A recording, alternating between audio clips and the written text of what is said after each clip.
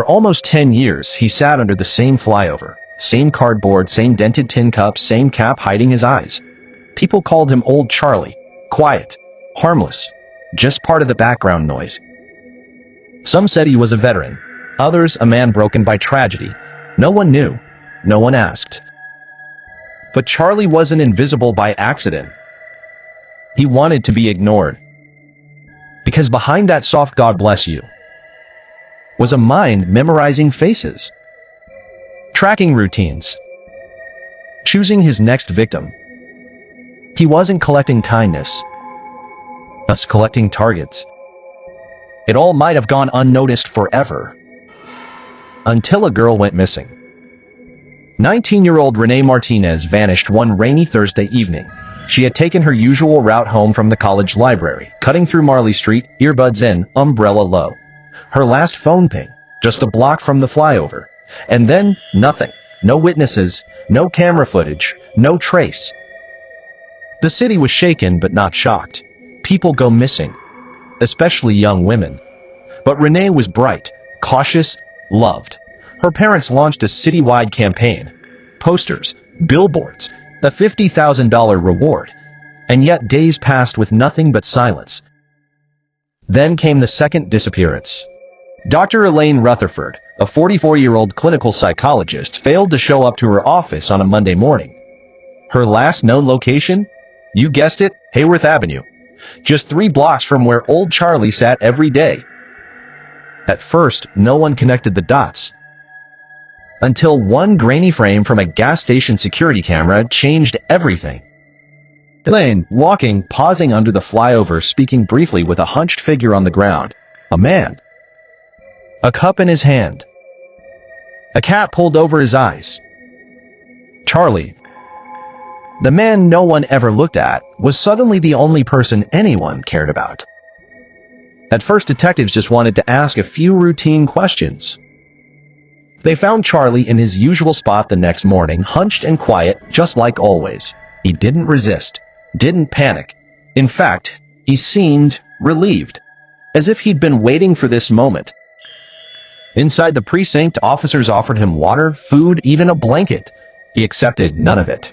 Just sat there, still and calm, his fingers laced together, eyes low. Detective Teresa Locke, a seasoned investigator with a nose for lies, asked the basics. Had he seen anything suspicious? Had anyone approached him? Did he recognize the women from the photos? That's when things took a strange turn. Charlie didn't just answer, he volunteered details. Too many details. He described Renee's umbrella. Said it was floral, blue with yellow daisies. That information had never been released. He knew what time Elaine usually walked by. Said she wore sneakers with one busted lace and always carried a leather satchel with a broken strap.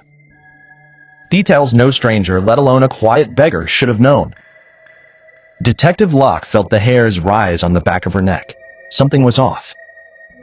So they ran his fingerprints. And then everything exploded. There was no Charlie.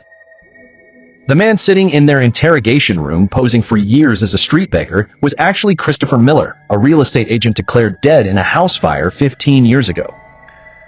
The body in the blaze had been too burned to identify. Everyone assumed it was Chris. Case closed. He'd vanished until now. And suddenly, the harmless man collecting coins became the prime suspect in multiple disappearances, millions in hidden assets, and a chilling criminal double life. Once the shock wore off, everything moved fast. Detectives dug into Christopher Miller's old aliases and business connections. What they found made their stomachs turn. 5 properties quietly purchased over the last 9 years, each under different shell companies. No mortgages, no paper trails, all paid for in cash. Chris Miller, posing as a man with nothing, had homes scattered across the state. It didn't make sense. Until they searched house number 3. It sat on the outskirts of a quiet town most people drive through without noticing. The lawn was a jungle. The windows, boarded. From the outside, it looked like a place people went to forget. But inside, it looked like a nightmare. In the basement, thick metal chains bolted to the walls. A mattress, stained and shredded. soundproof padding covering every inch of concrete. A tripod and camera pointed at the center of the room. On a nearby table, tools, some surgical, others more sinister. Then came the walls. Photographs, hundreds of them, taped from floor to ceiling, all women, some smiling, some terrified, some clearly not alive. And tucked in a drawer, a Ziploc bag containing driver's licenses, bracelets, locks of hair, souvenirs. Detective Locke had to leave the room. Even after 2 decades in homicide, she'd never seen anything like this. Among the photos were Renee Martinez and Dr. Elaine Rutherford. They weren't missing anymore. Chris had been abducting women for over a decade, using his harmless disguise as a street beggar to identify, observe, and stalk his victims. He kept detailed notes, pages of routines, names, preferences. His victims were rarely random. They were kind, empathetic. Those who gave him money. Those who stopped to talk. Those who saw a man in need, not a monster in hiding. He used their kindness against them. But that wasn't the end of the horror. Detectives uncovered $4.6 million in assets spread across offshore accounts, gold bars, bearer bonds, and undeclared real estate. One safe in house number 2 had $200,000 in cash, labeled with dates and what looked like initials. This wasn't a drifter. This was a man who had vanished, reinvented himself, and used that new life to commit unspeakable crimes. Still, there was one question no one could answer. How did he fake his death, and who helped him disappear? The next clue was buried deep in a leather journal, and it pointed straight to a second shadow.